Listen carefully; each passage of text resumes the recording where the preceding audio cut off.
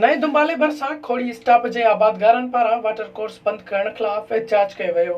उन मौक़े ते लाल मोहम्मद अहमद खान हाले पोटो मुमताज़ जरवार ऐं ॿियनि इल्ज़ाम हणंदे चयो त खुरड़ी शाख मां निकिरंदड़ वाटर कोर्स नंबर 18L खे बासर सीडा चेयरमैन कबूल मोहम्मद खटियाण, मोहम्मद हसन खोसो, जलाल दलवाणी, मुख्तियार दलवाणी, हाशिम खोसो ऐं ॿियनि हथियारनि जे ज़ोर ते ज़बरदस्ती लुटाए छॾियो आहे, जेको वाटर कोर्स 35 सालनि खां हलंदड़ हो।